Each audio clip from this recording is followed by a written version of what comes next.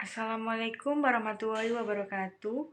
Perkenalkan, nama saya Intan Firnanda dari Prodi D3 Administrasi Keuangan dengan NIM 2308031020016. Di sini saya akan mempresentasikan tentang pasar uang dan pasar modal dari mata kuliah Bank dan Lembaga Keuangan Non-Bank. Berikut merupakan subbab-subbab yang akan saya jelaskan. Pasar uang terdiri dari definisi, fungsi, ciri-ciri, pelaku pasar uang, serta tujuan. Dan untuk pasar modal terdiri dari definisi, identitas yang terlibat di pasar modal, pelaku pasar modal, lembaga, struktur, serta peran dan manfaat. Pasar uang adalah tempat yang menjadi bertemunya pihak yang memiliki dana lebih dengan pihak yang memiliki kekurangan dana dalam jangka pendek, yang umumnya berkualitas tinggi untuk diperjualbelikan.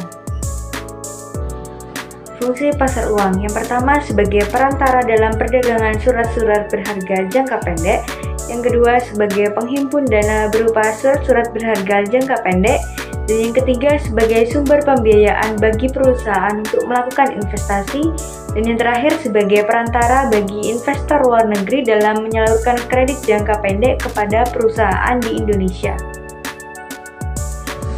Ciri-ciri yang pertama menekankan pada pemenuhan dana jangka pendek, yang kedua mekanisme pasar uang ditekankan untuk mempertemukan pihak yang mempunyai kelebihan dana dan pihak yang membutuhkan dana, dan yang terakhir tidak terikat pada tempat tertentu seperti halnya pasar modal.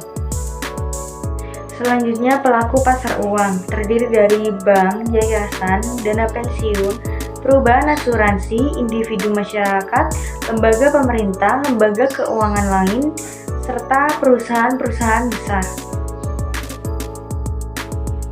Tujuan pasar uang. Tujuan pasar uang dari pihak yang membutuhkan dana untuk memenuhi kebutuhan jangka pendek, memenuhi kebutuhan likuiditas, memenuhi kebutuhan modal kerja, dan sedang mengalami kalah clearing. Tujuan pasar uang dari pihak yang menanamkan dana untuk memperoleh penghasilan dengan tingkat suku bunga tertentu, membantu pihak-pihak yang mengalami kesulitan keuangan, serta untuk spekulasi. Menurut buku Efek Tengich yang dikeluarkan Veringevur dan Efek Tengel pada tahun 1939, transaksi efek telah berlangsung sejak 1880, namun dilakukan tanpa organisasi resmi sehingga catatan tentang transaksi tersebut tidak lengkap. Pasar modal ini merupakan pertemuan antara pihak yang memiliki kelebihan dana dengan pihak yang memiliki kekurangan dana dengan memperjualbelikan sekuritas yang umumnya mempunyai umur lebih dari 1 tahun atau untuk jangka panjang.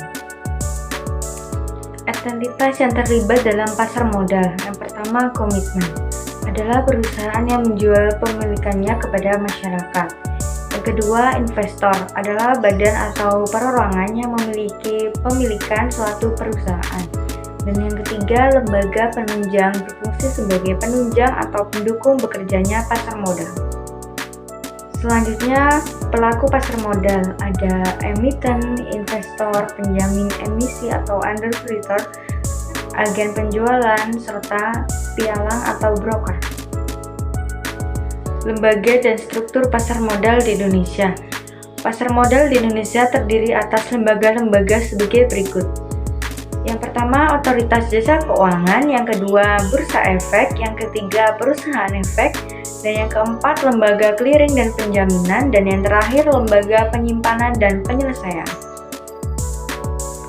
Peran dan manfaat pasar modal. Dalam perekonomian nasional, pasar modal memiliki peran sebagai berikut. Yang pertama, sebagai lembaga perantara atau lembaga intermediasi keuangan selain bank. Yang kedua, memungkinkan para pemodal berpartisipasi di kegiatan bisnis yang menguntungkan atau investasi. Yang ketiga, mempermudah kegiatan bisnis mendapat dana dari pihak luar dalam rangka perluasan kegiatan keuangan.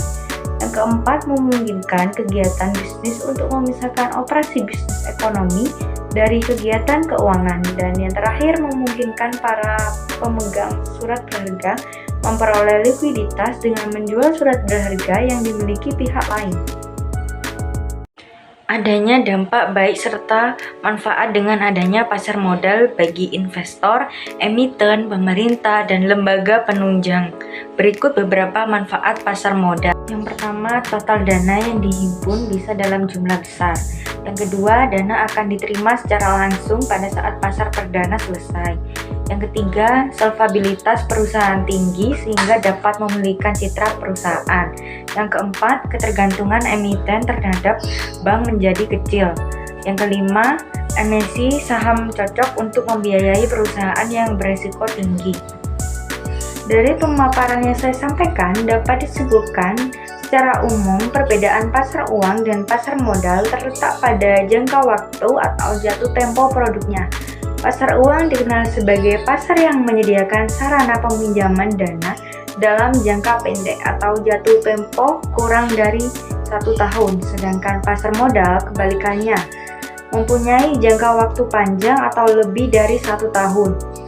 Sekian yang saya sampaikan, mohon maaf apabila ada salah. Wassalamualaikum warahmatullahi wabarakatuh.